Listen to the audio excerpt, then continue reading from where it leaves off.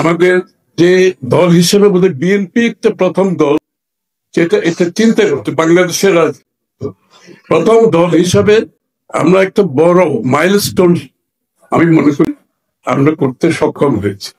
দ্বিতীয় কথা হচ্ছে আমাদের আইটি লিটারেসির ক্ষেত্রে বর্তমান বিশ্বজগতে যে একটি দলের নেতা কর্মী সমর্থকদের আসার কথা, আমি মনে করি এই প্রকল্পের মাধ্যমে আমাদের আইটি লিটারেসির ক্ষেত্রে আমরা অনেক বেশি এগিয়ে যাব এবং এই আইটি লিটারেসির মাধ্যমে দলের সক্ষমতা দলের এফিসিয়েন্সি আমরা অনেক বেশি বাড়াতে পারি।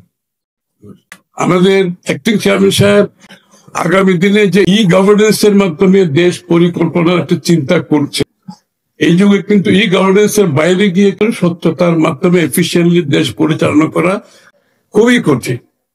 সেই ই গভর্নেন্স এর আগে আজকের যেটা প্রকল্প আমরা হাতে নিয়েছি এটা বড় একটা ফুটপ্রিন্ট এখানে আমরা করতে পেরেছি এবং এই স্টেপটা কিন্তু অনেক বড় স্টেপ।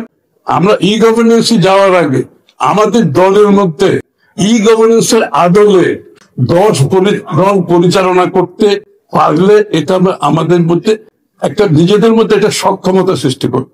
আর আমরা যদি ইনশাল্লাহ ক্ষমতায় যাই, আমরা ই গভর্নেন্স এর দিকে যখন যাব, আজকের যে সক্ষমতা সৃষ্টি হচ্ছে এই সক্ষমতা আমরা আগামীতে দেশ পরিচালনায় ই গভর্নেন্স এর মাধ্যমে পরিচালনার জন্য অত্যন্ত লাভবান হব আগামী দিন। সুতরাং আমি সবাইকে শুভেচ্ছা জানাচ্ছি, ধন্যবাদ জানাচ্ছি। লাস্টলি সবাইকে অনুরোধ করব, এই ই গেট যেটা আছে আমরা যেটা উদ্বোধন হবো, এটা যাতে ভালো ব্যবহার হয়, আমরা সকলের জায়গা থেকে ফান্ডিংটা যাতে করতে পারি, এটা করতে হবে।